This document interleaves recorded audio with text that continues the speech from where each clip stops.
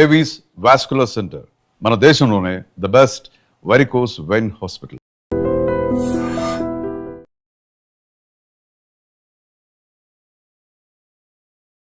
Welcome to iDream media. So జనరల్గా గోంగూర అందరూ ఇష్టంగా తీసుకుంటూ ఉంటారు. దీన్ని తీసుకోవడం వల్ల చాలా రకాల ఆరోగ్య లాభాలు కలుగుతాయని కూడా చెప్తూ ఉంటారు. అయితే కొందరికి ఇది పడదు, తీసుకోకూడదని చెప్తూ ఉంటారు. ఇక దీన్ని తీసుకుంటే రకరకాల ఎలర్జీస్ వస్తాయని కూడా చెప్తూ ఉంటారు.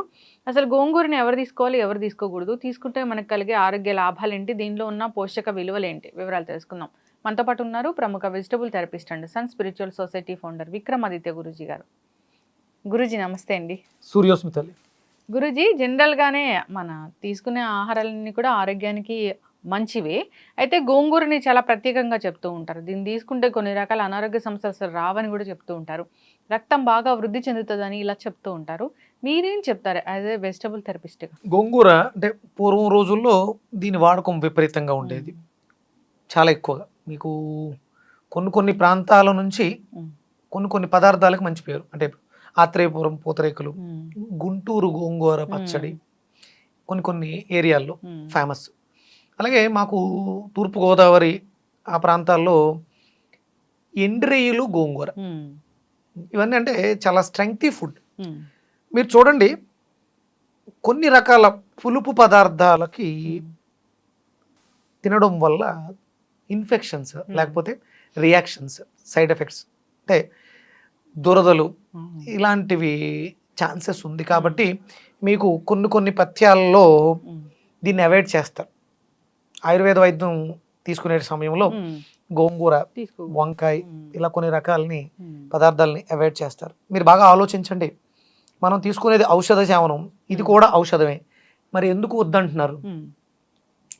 ఇప్పుడు నేను కొంతమందిని అడిగాను, మందులు తీసుకునేటప్పుడు వంకాయ తినొద్దు అంటారు. ఎందుకు తినొద్దు అంటారంటే తెలీదు, తినొద్దు అంటారు అంతే. ఎందుకు తినొద్దు అంటారు? నేను నా దగ్గరికి కిడ్నీకి సంబంధించి ఇబ్బంది వచ్చినప్పుడు ఎవరికైనా సరే వంకాయ చెప్తాను కదా, మా డాక్టర్ గారు వంకాయ వాడొద్దు అన్నారు. ఎందుకు వాడొద్దు అన్నారు ఒకసారి మళ్ళీ కనుక్కోండి అంటే అందులో రాసి ఉంది అంతే. ఎందుకు అనేది, ఇవి హై ఎనర్జెటిక్ పదార్థాలు. వంకాయ ఒకటి, గోంగూర ఒకటి, కొన్ని పదార్థాల్లో విపరీతమైనటువంటి బి కాంప్లెక్స్ ఫ్యామిలీ ఉంటుంది. అప్పుడు ఇవి సహజ సిద్ధంగా, అంటే కూరల్లో రారాజు వంకాయ, ఆకుకూరల్లో రారాజు గోంగూర. ఇవి రెండు కూడా వాటి స్థానాన్ని నిలబెట్టుకోవడానికి చేసేటువంటి పోరాటంలో మిగతా వాటి ప్రాబల్యం పెద్దగా శరీరం మీద పనిచేయదు. మీకు గోంగూరలో B12 ఉంటుంది. మీరు గోంగూర పువ్వులను చూసారా? మీకు మార్కెట్లో దొరుకుతాయి. అంటే హైబిస్కస్ అంటే మనం మందారం అనుకుంటాం, దీనికి కూడా హైబిస్కస్ అనే పేరు పెట్టడం జరిగింది. అంటే ఆ రంగుకు పెట్టినట్టున్నారు పేరు. అది మీరు ఆ టీ చాలా అద్భుతంగా ఉంటుంది. ఇది గోంగూర పువ్వు, హైబిస్కస్ లీవ్స్ తొనల్లా వస్తాయి, వాటిని డ్రై చేస్తారు. వాటిని తీసుకోవడం ద్వారా అంటే B12 డెఫిషియన్సీ, కేవలం అంటే మాంసాహారులు మాత్రమే B12 పొందుతారు, మిగతా వాటిలో ఎక్కడ B12 దొరకదు అనుకుంటా. అద్భుతమైనటువంటి B12 బి కాంప్లెక్స్ మనకి గోంగూరలో దొరికేస్తుంది. అందుకని మందులు వాడుతున్నప్పుడు ఈజీ డైజెస్టబుల్ ఉండాలి. ఇవి ఈజీ డైజెస్టబుల్ కాదు, డెన్సిటీ ఎక్కువ ఉన్నటువంటి పదార్థాలు, కాబట్టి దీన్ని వద్దంట. కానీ కందిపప్పు, గోంగూర మంచి అద్భుతమైనటువంటి strong food. B complex deficiency ఉంది, బి విటమిన్ డెఫిషియన్సీ ఉంది అన్నవాళ్ళు ఈ కాంబినేషన్స్. అంటే ఇక్కడ ఆకుకూర ఎప్పుడూ కూడా ఎక్కువ ఉండాలి, పప్పు తక్కువగా ఉండాలి, ఎసిడిక్ నేచర్ అధికంగా ఉంటుంది. అవి తీసుకునేటప్పుడు కాంబినేషన్స్ అంటే 2-3 రకాల కర్రీస్ పెట్టుకోకూడదు. ఇవి ఐడెంటిఫికేషన్కి చాలా స్ట్రాంగ్. అందుకని వీటితో ఇంకేమీ రకరకాల 4-5 రకాల కూరలు పెట్టుకోకూడదు. వంకాయ కూర తిన్నామంటే ఆ వంకాయకి సంబంధించిందే ఉండాలి. ఇక రకరకాలు మళ్ళీ చాలా రకాలు పెట్టేసుకుంటాం, అలాంటివి పెట్టుకోకూడదు. వీటిని నాన్ వెజ్తో మిక్స్ చేయకూడదు. అలా మిక్స్ చేస్తే కూడా మనకి సైడ్ ఎఫెక్ట్లు వచ్చే అవకాశం ఉంటుంది.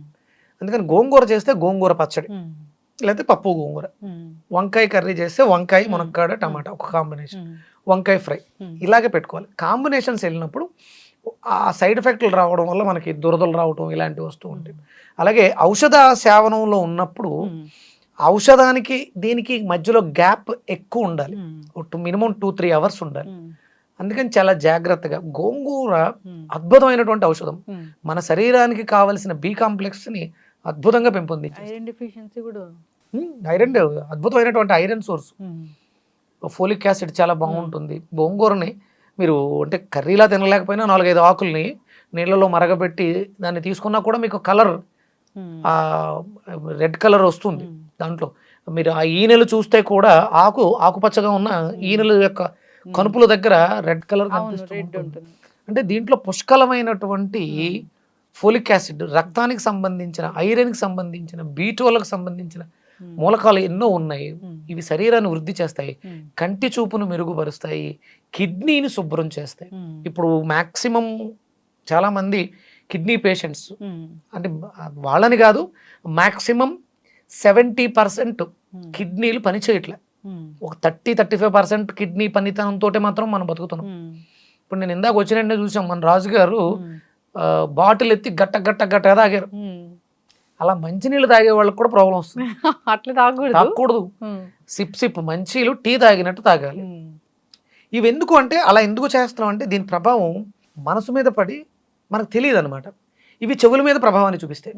మీరు పులుపు తిన్నప్పుడు ఎప్పుడన్నా గుర్తించారా? చెవులో గులుము వస్తుంది. అంటే పులుపుకి చెవులకి సంబంధం ఉంది. ఇప్పుడు చాలా మందికి కిడ్నీలు ఫెయిల్ అవడానికి కారణం చెవులను సరిగా ఉంచుకోకపోవడం వల్ల, సరిగా ఆ పులుపుకు సంబంధించినవి తినడం తగ్గించేశారు జనం. పులుపు ఏం తింటున్నారు చెప్పండి? చింతపండు ఎలా ఉంటుంది?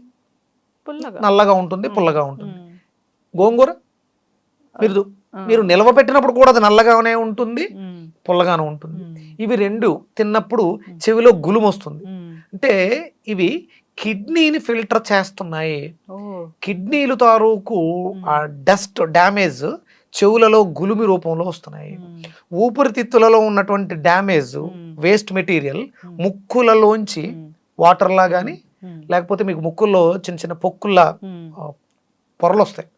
ఇవి లోపల ఉన్న నెగిటివ్స్. లివర్లో ఉన్న చెత్త కళ్ళ రూపంలో వచ్చేటువంటి పుస్సులు, పేగుల్లో ఉన్నటువంటి చెత్త నాలిక మీద వచ్చేటువంటి పాచి. ఎవరైనా చెవిలో గులుముని చూస్తున్నారా ఇప్పుడు? అంటే మనం పులుపు తినడం తగ్గించేసాం. మన కిడ్నీ ఎలా బాగా పనిచేస్తుంది? కిడ్నీని బాగా పని చేయించుకోవాలంటే కావాల్సింది ఏంటి? పులుపు అనే పదార్థం, రుచి. అది గోంగూరలో న్యాచురల్ గా పుష్కలంగా ఉంది. కనీసం వారానికి ఒకసారి గోంగూర పచ్చడి. వెజిటేరియన్స్ చాలా ఆ కాంబినేషన్ చాలా డెలిషియస్, అద్భుతంగా చేసుకోవాలి. ఎండు రొయ్యలకి అంటే ఎండు చేపలు ఇలాంటి వాటిని మిక్స్ చేస్తారు. అంటే చేపలకి పులుసుకి ఏదో సంబంధం ఉంది. అది పరహిత సంహిత అని ఒక పుస్తకంలో చదివాను. నేను సాధారణంగా నాన్ వెజిటేరియన్ ఎంకరేజ్ చేయను. కొన్ని కాంబినేషన్స్ చికెను మటన్లతో వీటిని కలపకూడదు, కానీ చేపకి దీనికి ఏదో సంబంధం ఉంది. వాటర్ రిలేటెడ్ అయోడైజ్కి సంబంధించిన కాంబినేషన్ కలుపుకోవడంలో తప్పలేదు. మీకు ఇష్టం ఉంటే తినొచ్చు, తినకుండా ఉండడం కూడా మంచిది. ఇవి కింగ్ ఫుడ్స్, గోంగూర, వంకాయ కింగ్ ఫుడ్స్. వీటిని మనం రెగ్యులర్గా తీసుకోవడం ద్వారా మన కిడ్నీలు బాగుండడం ద్వారా ఆరోగ్యంగా ఉండడానికి అవకాశం. ఇలాంటి అద్భుతమైన ఫుడ్స్ని అవాయిడ్ చేయకూడదని కోరుకున్నాము. సో వీక్లీ వన్స్ అయినా ఖచ్చితంగా ఉండేలా చూసుకోవాలని కోరుకున్నాం. చాలా చక్కటి ఇన్ఫర్మేషన్ అండి, ధన్యవాదాలు. Suryasmita. And for more videos, Please subscribe to iDream. Please subscribe to iDream. Please subscribe iDream. And please subscribe to iDream. For more videos, subscribe to iDream. please like, share and subscribe to the channel. Congratulations, iDream. Subscribe to iDream. Subscribe to iDream. So subscribe to iDream Media. iDream team అందరికి huge congratulations. Please subscribe iDream Media. Please subscribe to iDream. Subscribe iDream. Please subscribe to iDream. iDream అంటే నా కళల ఛానల్ను subscribe చేసుకున్న నోరు తిరుగుతలేదు, మీరైతే గంట గుర్తు కొట్టండి. For more such videos, please subscribe to iDream.